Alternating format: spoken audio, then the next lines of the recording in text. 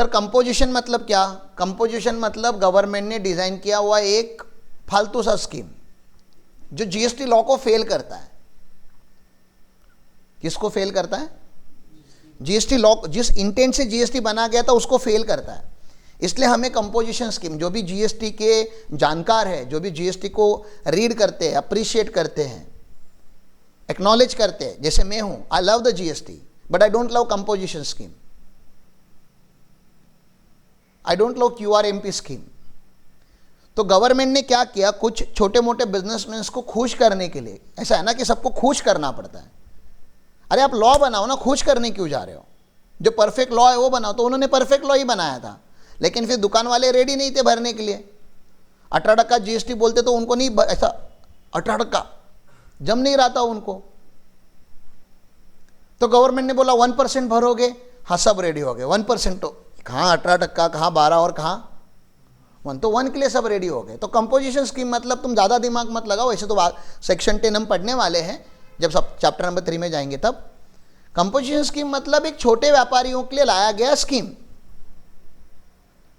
आज आपका टर्नओवर अगर 1.5 करोड़ के आसपास है तो आप कंपोजिशन स्कीम ले सकते हो, छोटे व्यापारी हो आप। Composition scheme is suitable for those व्यापारी जो B2C सप्लाई करते हैं। क्या आपको ये समझ में आ रहा है? B2B वाला आपकी दुकान में कभी नहीं आएगा। अगर आपने कंपोजिशन लिया ना, मैं अगर B2B वाला हूं, मैं आपके शॉप में कभी नहीं आऊंगा, क्योंकि आप मुझे क्रेडिट दे ही नहीं सकते। या एक तो आप क्रेडिट, कंपोजिशन का सबसे बड़ा डिसएडवांटेज क्या है, you can not take the ITC credit and you can not issue the ITC credit. समझ में आ रहा है? आप ना क्रेडिट ले सकते हो ना क्रेडिट पास ऑन कर सकते हो। अगर मैं आपसे अगर कोई भी गुड्स लेता हूं तो मेरा तो लॉस हो गया ना। मेरा जीएसटी कंपोनेंट, मैंने जीएसटी भरा है लेकिन मेरे को मिला नहीं, और मैंने आपको जो आप बोलोगे सर 1% ही तो लॉस हुआ, क्या टेंशन ले रहे हो? कल मैंने क्या सिखाया, 1% आपको शायद दिया मैंने, इसके पहले जो चेन थी, मैन्युफैक्चरर था, वो तो कंपोजिशन में नहीं होगा, डिस्ट्रीब्यूटर कंपोजिशन में नहीं होगा, होलसेलर कंपोजिशन, वो खाली रिटेलर जो लास्ट स्टेशन है वो कंपोजिशन में, उसने चेन ब्रेक कर दी ना। तो जो जीएसटी का क्रेडिट मुझे खाली आपका नहीं मिलता, आप तक जितने लोगों ने जीएसटी भरा है टेक्निकली उसका क्रेडिट मुझे मिलता है। तो it is the loss making deal for me if I don't buy goods from B2B supplier, मतलब रेगुलर सप्लायर। कंपोजिशन वाले से गुड्स लेना एक पाप है उन लोगों के लिए जिन्होंने जीएसटी में रजिस्टर्ड है।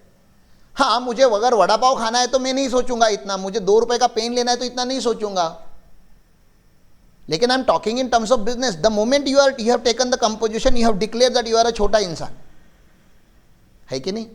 और वो लोग बोलते हैं कि बोर्ड पे लिखो, बाहर दुकान के बोर्ड पे लिखो, जहां बिलिंग काउंटर है उधर बोर्ड लगाओ कि आप कंपोजिशन डीलर हो। मतलब आप ही खुद बता रहे हो हमें कि आपके यहां से माल नहीं लेना है अगर आप B2B हो। B2C हो तो जरूर आपकी दुकान में आएंगे साहब। मुझे पता है कि चप्पल का क्रेडिट मुझे मिलता नहीं, मैं तो कंपोजिशन का दुकान ढूंढूं, क्योंकि नॉर्मल वाले को मुझे ज्यादा जीएसटी देना पड़ेगा, आप लोगों को कम देना पड़ेगा। तो कंपोजिशन स्कीम, कंपोजिशन वाले का कंप्लायंस बहुत कम होता है। क्यों? क्योंकि इनका पेमेंट क्वार्टरली होता है। दे डोंट हैव टू पे जीएसटी ऑन मंथली बेसिस, दे पे जीएसटी ऑन, और इनका जीएसटी कंप्यूट करना बहुत आसान है। बताओ कैसा आसान है? कोई ITC वगैरह मिलने वाला है नहीं। इन्होंने पूरे 3 महीने में, हर क्वार्टर में जितना भी सेल किया है, जैसे अप्रैल मई जून 3 महीने में जितना भी सेल किया है, वो एक रैंडम नंबर आपको बताता है कि मैंने इतना सेल किया है, उसका कितना परसेंट, 1%, ठीक है ना, सेल्स का। तो उसने 1 करोड़ नहीं मानते, चलो 50 लाख उसने सेल किया, 50 लाख का 1%, 50,000, खत्म, done, that is GST liability. 2 minute. और भरना क्या है? 3 भी नहीं भरना है आपको, इनका अलग से CMP 08 करके फॉर्म आता है, खाली पेमेंट करने बोलता है गवर्नमेंट। आप खाली पेमेंट करते जाओ, साल में 1 रिटर्न भरो, पूरे साल भर में। जैसे R1 तो हमें हर महीने भरना पड़ता है ना, नॉर्मल रेगुलर वाले का R1 हर महीने, मतलब 12 रिटर्न जाते हैं रेगुलर वाले के। इसका R1 कितना जाएगा? इसका R1 नहीं है पहले तो, इसका GSTR 4 है, R4 है इसका। R4 कितनी बार जाता है? 1 ही बार जाता है, 30 अप्रैल के पहले जाता है, साल में 1 ही बार। पूरे साल में जितना टर्नओवर किया है वो 1 ही बार आपको रिपोर्ट करना है, क्योंकि आपका B2B है ही नहीं ना। मंथली रिपोर्टिंग किसको जरूरी है? R1 में हम मंथली 11 तारीख को रिपोर्टिंग क्यों करते हैं? क्योंकि 14 को सामने वाले को क्या मिलना चाहिए? क्रेडिट मिलना चाहिए, इसलिए लाइव बेसिस पे हमें रिपोर्टिंग करना पड़ रहा है। कंपोजिशन वाले का क्रेडिट पास ऑन ही नहीं होता, तो रिपोर्ट करके क्या ही करोगे आप? तो इसने पूरे जीएसटी के लॉ को ही तोड़ दिया। आपको ऐसे नहीं लग रहा? कितना ब्यूटीफुल लॉ बनाया था। 11 तारीख को R1 भरेंगे, 14 को टू बी फ्रीज हो जाएगा, हम रिकंसिलेशन करेंगे, एंड 20th को हम क्या भर देंगे? जो भी लाइबिलिटी नेट बचती है वो भर देंगे। That's best GST. उसका भी एक बेटर वर्जन है, इंप्रूव्ड वर्जन है, लेकिन वो ऐसे ही चलेगा अभी। ये तेजस्वी लोगों ने वो पूरा सिस्टम ही खराब कर दिया। क्यों मंथली भर रहे हो? क्वार्टरली पे करो। क्यों मंथली रिटर्न भरना है? एनुअली भरो। और बाद में ये लोग लैपटॉप लेते हैं और हमको फ़ोन करते हैं, अरे सर उसका तो क्रेडिट मिलेगा ना, मेरा जीएसटी नंबर मैंने दिया। अरे आप कंपोजिशन हो, नालायक हो आप। तो बाद में नहीं रिग्रेट करने का, पहले ही सोच लेना चाहिए था। नहीं आप वो सीएस आप मंथली पेमेंट लगाते हो करके हमने एनुअल वाला ऑप्शन ले लिया, तो ले लो फिर। तो कंपोजिशन पहले किसी को आप सजेस्ट नहीं करोगे। किसको सजेस्ट करोगे? जिसका ओनली एंड ओनली क्या सप्लाई है? B2C सप्लाई, और उसको बड़ा नहीं होना है बिजनेस में। अगर उसको कल जाके बड़ा होना है बिजनेस, आपको पता है शुरू में कम रहेगा टर्नओवर, लेकिन आगे जाके बड़ा होने वाला है। Composition is not for big player even though it is B2C। Composition is for small player. एक सैलून वाले के लिए कंपोजिशन बना है। सैलून वाला कर करके क्या कर सकता है? कितना टर्नओवर कर सकता है? तो इन्होंने बोला 50 लाख कर सकता है, उससे ज़्यादा नहीं कर सकता। तो सैलून वाले के लिए उन्होंने कंपोजिशन लाया 3%, क्योंकि वैसे भी सैलून वाले का कुछ इनपुट होता नहीं है ना। क्या इनपुट होगा उसका? ज़्यादा इनपुट होता नहीं है, तो वैसे भी उसके पास IT से नहीं होता, तो मैनुअल वर्क के मैक्सिमम उसका कला है। तो इन्होंने बोला सैलून वाले को कंपोजिशन दे दो, ब्यूटी पार्लर वाले लड़कियों को कंपोजिशन दे दो। 18% क्यों GST लगाना है बेचारे लोगों को? 6% लगाओ, तो दे आर हैप्पी। लेकिन फिर सैलून वाला नहीं बोला कि नहीं मैं पैन इंडिया फ्रेंचाइज ओपन करेगा, I will have 1000 custom like 1000 counters across India. अब बताओ, अब दोगे उसको composition? The moment you shift your goal कि यार नहीं मुझे ग्रो होना है, मुझे बड़ा होना है, then composition is not for you boss. आप बोलते मैं वर्चुअल सर्विसेज प्रोवाइड करूंगा, ई-कॉम ऑपरेटर के थ्रू सर्विस प्रोवाइड करूंगा, composition is not for you, then you are disqualified for composition because you are aspiring to become big. बोलते मैं एक state में नहीं, मैं मल्टी स्टेट में बिजनेस करूंगा। हो सकता है ना, हम लोग बॉर्डर पे हैं, मैं कर्नाटका भी सप्लाई करूंगा, मैं गोवा भी सप्लाई करूंगा। Again composition is not for you boss, क्योंकि अगर यहां से वहां माल जाना है तो रिपोर्टिंग प्रॉपर होनी है, ई-वे बिल प्रॉपर रेज होने हैं, यहाँ का क्रेडिट उस स्टेट में जाना है, because GST is the consumption based tax. और यहाँ का जीएसटी वहाँ तभी जाएगा जब आप IGST का बिल लगाओगे और सामने वाला क्रेडिट लेगा। तो composition is not practical for you. तो there are so many reason I can tell you why composition is not good. There is only one reason why composition is good. Compliances सबसे कम है, rate of tax सबसे कम है, क्योंकि आपकी सोच सबसे कम है, तो आपके लिए कंपोजिशन है। And nothing wrong about it. ठीक है, छोटे लोग हैं ना, मार्केट में सब लोग हैं, मार्केट में छोटे व्यापारी भी है, बड़े व्यापारी और बहुत बड़े व्यापारी भी है। तो छोटे लोगों को हमको नहीं, तो हमारे है कंपोजिशन कितने, अपने क्लाइंट कितने हैं कंपोजिशन में? QRMP नहीं, कंपोजिशन 3-4 है, ठीक है ना, उतने ही होते हैं। तो 100-150 क्लाइंट में 3-4 क्लाइंट कंपोजिशन के होते हैं, तो होते सबके पास है। इट्स नॉट दैट कि कोई आता है तो हम उसको ना बोलते हैं, बट टेक्निकली स्पीकिंग आप सजेस्ट मत कीजिए किसी को कंपोजिशन प्लीज। मतलब कन्विंस कीजिए, कोई कंपोजिशन बोलता भी है तो उसको कन्विंस कीजिए कि क्यों कंपोजिशन नहीं लेना चाहिए। उसके आपके पास 5-6 पॉइंट होने चाहिए। क्योंकि हमारे पास कोई भी बिजनेस आता है तो मेरा पहला ऐसा एक्सपेक्टेशन है कि वो छोटे सपने देखना पहले बंद करे। Small dreams are crime. छोटे सपने नहीं देखने हैं आपको, देखना है तो बड़ा सपना देखो, क्योंकि व्यापार मतलब बड़ा हो गया यार। व्यापार कब से छोटा सपना हो गया? बिजनेस में कब से लिमिट आपने क्यों लिमिट लगाया बिजनेस में? Let it grow, it will grow. कोई ना कोई बिजनेस बड़ा करके दिखा देगा आपको, आप खाली रहो, मार्केट में रहो बस। With that thought I am saying composition is not good. ठीक है, कंपोजिशन से आगे जाऊं। अभी कंपोजिशन दोनों के लिए, पहले खाली ओरिजिनली गुड्स इंडस्ट्री के लिए था, अब सर्विस इंडस्ट्री के लिए। गुड्स इंडस्ट्री के लिए क्या कंपोजिशन का रेट है? 1%। क्या है? 1%। ट्रेडर के लिए भी 1%, मैन्युफैक्चरर के लिए भी 1%, रेस्टोरेंट के ऊपर 5%, 5% मतलब 2.5, 2.5, और सर्विस का 3+3, ठीक है ना। एक दो क्लासेस वाले अपने पास है, मुझे जो याद आ रहा है वो क्या करना है, 3%, 3%, क्योंकि क्लासेस की इंडस्ट्री में भी इनपुट नहीं होता ना, there is no input, ITC नहीं है तो भरना ही है, तो 18% क्यों भरूं, तो 6% भरने का। फिर आपको पता है कि अगर उनका टर्नओवर 50 लाख क्रॉस हो जाता है तो हमको क्या बताना पड़ता है, फिर अभी बीबी के नाम पे एक रजिस्ट्रेशन ले लो, अभी मम्मी के नाम पे एक रजिस्ट्रेशन ले लो, अब भाई के नाम पे, क्योंकि उसका टर्नओवर 2 करोड़ हो गया और 2 करोड़ बैठेगा ही नहीं कंपोजिशन में, तो मल्टीपल रजिस्ट्रेशन। तो ये क्या गेम है, ये छोटा गेम है ना, मुझे क्या लगता है कि ये छोटा गेम है, ये बड़ा गेम नहीं है, ऐसा मुझे लगता है। Then but everybody has different understanding about it, तो हम ज़्यादा क्लाइंट को ऐसा पूछ भी नहीं कर सकते ना। मुझे कंपोजिशन अच्छा नहीं लगता, इसलिए आई डोंट लाइक करेले का भाजी, तो आपसे आपके मुंह से थोड़े के छीनूंगा। There are people who like करेले का सब्जी, आई लाइक करेले का सब्जी, तो आई कैन ईट, तो I can not force you and stop doing something, लेकिन आप एक्सप्लेन तो कर सकते हो ना दोनों साइड।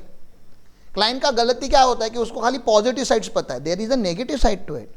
हमारा काम क्या है, दोनों बताना, डराने नहीं बोल रहा आपको मैं, पोलाइटली बताओ सर आई होप कि आपको कंपोजिशन के बारे में सब पता होगा, लेकिन can I highlight few point that I want to make sure कि आपको पता है before opting a composition scheme. This is a polite language that you should have. और आप सेक्शन ओपन करके बताओगे गूगल पे, मन से नहीं बताओगे हवा में, you will open the section, sir section में ये लिखा है, I am done now sir, मुझे अच्छा लगा कि मैंने आपको प्रेजेंटेशन दे दिया, now the decision is yours. Don't take decision for the client, give him inputs so that he can take the right decision। तो जीएसटी में 2 बड़े स्कीम चलते हैं, एक रेगुलर स्कीम एंड एक मेन जीएसटी 99% वाले लोगों को क्या फॉलो करते हैं, regular scheme. There is very small component of the people they follow composition scheme, जो B2C का सप्लाई करते हैं। कौन सा सप्लाई करते हैं, B2C का सप्लाई करते हैं। रजिस्ट्रेशन, जीएसटी में रजिस्ट्रेशन पहले सेंट्रल वाइज है कि स्टेट वाइज है, स्टेट वाइज है। अगर आपका बिजनेस 5 स्टेट में होगा तो आपको कितने रजिस्ट्रेशन लगेंगे, 5 स्टेट। जीएसटी नंबर दिखता कैसे, तो मुझे अभी बाकी जीएसटी नंबर याद नहीं, अपना खुद का याद है तो लिख देता हूं। मेरा नंबर तो बहुत सारे लोगों को याद होगा यहां पे,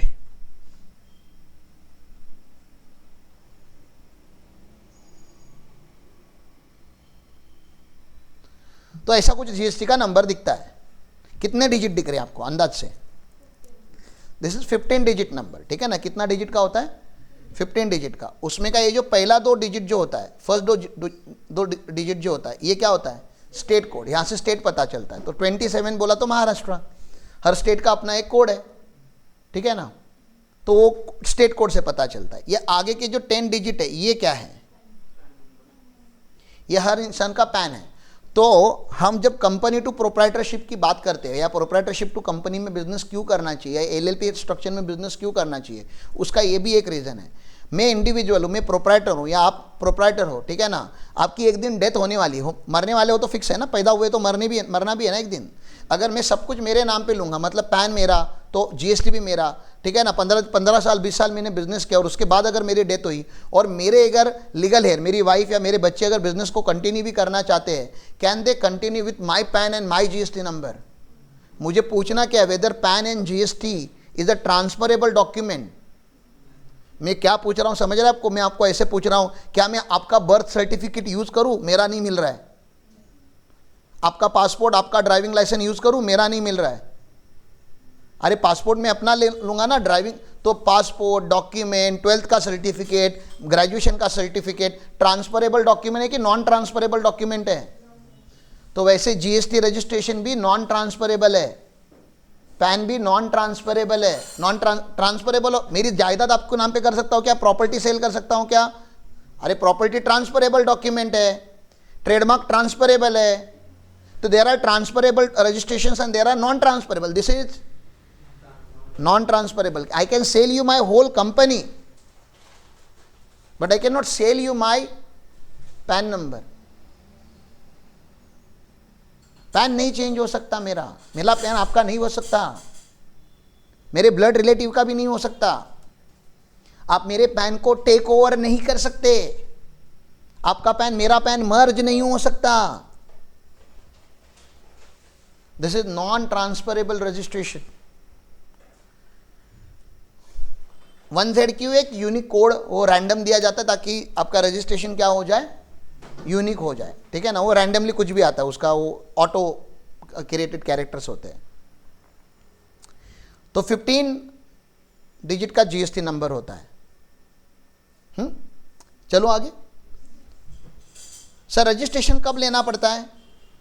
तो मैंने आपको एक लॉ बताया था, थोड़े दिन पहले भी बताया था, आपको याद भी होना चाहिए, ठीक है ना। एक 4 स्टेट्स है, इसको हम बोलते हैं मा मी ना त्रि। क्या बोलते हैं हम लोग? मामी, हाँ, मणिपुर, मिजोरम, नागालैंड एंड त्रिपुरा। तो ये नॉर्थ ईस्ट स्टेट्स है, थोड़ा वहाँ पे लाइफ टफ है। तो गवर्नमेंट ने बोला यहाँ पे जीएसटी अगर हमने 40 लाख पे रखा अगर, तो बाय डिफ़ॉल्ट जीएसटी का रजिस्ट्रेशन गुड्स इंडस्ट्री के लिए कितना लगता है? 40 लाख। सर्विस इंडस्ट्री के लिए कितना? 20 लाख। और आपका गुड्स प्लस सर्विस होगा तो 20 लाख। मतलब मैं दोनों दे रहा हूँ, खाली गुड्स दे रहा हूँ तो 40 लाख, खाली सर्विस दे रहा हूँ तो, मैं मैकेनिक है, मैं गुड्स भी दे रहा है सर्विस भी दे रहा है, मैं रेस्टोरेंट है, मैं फूड भी दे रहा है सर्विस भी दे रहा है, तो 20 लाख कंजर्वेटिव। तो एक्सक्लूसिव गुड्स का अगर देता हूँ तो ही 40 लाख, सर्विस का देता हूँ तो 20 lakh. This is the general limit. लेकिन फिर उन्होंने बोला अगर मामी नात्रे में, नॉर्थ ईस्ट में अगर आपने 40 लाख का गुड्स का लिमिट रखा तो बहुत ही कम लोग रजिस्टर्ड करेंगे और बहुत कम रेवेन्यू आएगा। पहले से वो स्टेट स्ट्रगलिंग स्टेट है, वो स्टेट को ज़्यादा टैक्स चाहिए, ज़्यादा टैक्स चाहिए, तो उन्होंने नंबर रजिस्ट्रेशन का कम कर दिया। उन्होंने बोला देखो हमारे स्टेट में आप गुड्स दो या सर्विस दो या कंबाइन दो, गुड्स दो या सर्विस या combination, anything, 10 lakh rupees is the limit. Okay, मामी नात्री का अगर रजिस्ट्रेशन आया तो, अभी तक आया है क्या कभी मामी नात्री का रजिस्ट्रेशन? नहीं आया, ठीक है ना, अभी तक आप नॉर्थ ईस्ट तक पहुंच नहीं पाए। फिर उन्होंने एटीएम यूपीएस करके याद रखेंगे। दूसरा क्या याद रखेंगे? ATM UPS. एटीएम यूपीएस मतलब सर अरुणाचल प्रदेश, तेलंगाना, यहाँ का ये 3 सिस्टर है, पता है ना, मणिपुर, मेघालय एंड मिजोरम, ऐसा रहता है, 3 रहता है। तो इसमें का मणिपुर मिजोरम यहाँ पे गया। मेघालय थोड़ा डेवलप है, मेघालय थोड़ा टूरिस्ट प्लेस है, ठीक है। तो मेघालय उन्होंने 20 लाख में लिया हुआ है। ये तीनों को हम साथ में बोलते हैं, मणिपुर, मिजोरम, मेघालय, ये तीनों को यूजुअली 3 सिस्टर्स बोलते हैं हम इनको। तो उसमें का मेघालय जो है वो 20 लाख में है। इसलिए मामी नात्री याद रखोगे तो आपको बहुत क्लियरली हो जाएगा कि मामी नात्री क्यों बोला मैंने, एम क्यों नहीं बोला खाली, क्योंकि एम में कन्फ्यूजन हो सकता था। तो यहाँ पे Arunachal, A for Arunachal Pradesh, M for Meghalaya, S for Sikkim, U for Uttarakhand. ये लोगों को, ये पहले 4 लोगों को याद रखने के लिए आपको ज़्यादा दिक्कत नहीं होगा, क्योंकि ये सारे नॉर्थ ईस्ट के हैं। पुडुचेरी एंड तेलंगाना साउथ का आता है। हाँ, मैं लेता हूँ ना, इधर ही रख देना, टेबल पे रख दे, मैं लेता हूँ 5 मिनट का ब्रेक ले लेता हूँ।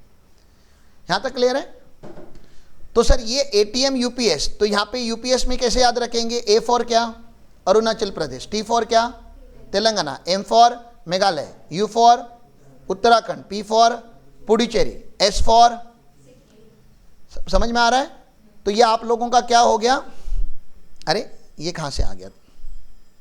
1 2 3 4 5 6 ना, हाँ हो गया बरोबर ना, ठीक है ना, 6 ही है ना एटीएम यूपीएस। ये 6 लोगों के लिए हमारा नियम क्या है? 20 लाख। ये 4 लोगों के लिए नियम क्या है? हम यहाँ पे गुड्स सर्विस को बाइफरकेट नहीं करते, गुड्स होगा तभी भी 20, सर्विस होगा तभी भी 20 और दोनों होगा तभी भी 20। ये छोड़ के बाकी सारे स्टेट्स को क्या नियम है? जो अभी मैंने बोला, गुड्स होगा तो 40, सर्विस होगा तो 20, गुड्स प्लस सर्विस होगा तो 20, और कुछ स्पेशल गुड्स है उसका भी 20। जैसे तंबाकू वगैरह होता है तो उसका कितना कर देते वो लोग? कम कर दिया उन्होंने। टोबैको का कम कर दिया, लेदर का कम कर दिया। तो देखेंगे वो हम लोग जब रजिस्ट्रेशन चैप्टर में जाएंगे, चैप्टर नंबर 7 बहुत आगे, सेक्शन 22 जब हम पढ़ेंगे तब। अभी हमारा सेक्शन 1 भी नहीं हुआ है, we are not talking sections. लेकिन आपको जनरल नॉलेज होना चाहिए, तो जनरल नॉलेज में ठीक है इतना। आगे चलो, आगे नहीं चलता, पहले इडली खा लेते। इडली दे दिया सबको, भाई मैं ब्रेक लेगा, सब लोग ब्रेक लेने चाहिए। मैं चालू है, सब खा रहे, ऐसा नहीं होना चाहिए। एक ही टाइम पे सब ब्रेक लेंगे, पहले बता रहा हूँ। हाँ सबके लिए, मतलब जिनके लिए लाया है उनके लिए। हाँ एटीएम सूप भी कर सकता है, तुझको जो लगे सूप एटीएम कर ले, ठीक है ना, तुझको जो अच्छा लगे वो कर। नात्री मानी कर ले, मेरे को क्या करना है, याद रख बस। याद भी क्यों रखना है, एग्ज़ाम के लिए। मैं मिक्स पढ़ा रहा हूँ क्योंकि यहाँ पे सीए इंटर के भी बच्चे हैं, कुछ फाइनल के भी बच्चे होंगे हमारे जो ऑनलाइन देखते रहेंगे हमें, तो I am trying to cover all the audience, इसलिए ये सब बता रहा हूँ। नहीं तो तुम लोगों को याद थोड़ी ना क्या करना है, तुम्हारे पास जब क्लाइंट आएगा तो सामने ओपन करके देखना है, याद करके मत बताओ कुछ क्लाइंट को प्लीज़। हाँ, देख के बताओ, हाँ सर यहाँ पे ये लिखा है, ऐसा ही होगा शायद। हाँ, ठीक है। तो रजिस्ट्रेशन एक तो बहुत इंपॉर्टेंट बात, अभी इतना समझो कि स्टेट वाइज है, हर स्टेट में एक अलग से रजिस्ट्रेशन लेना पड़ता है, उतना तो क्लियर रखो, ठीक है ना। हर स्टेट की नियम अलग है।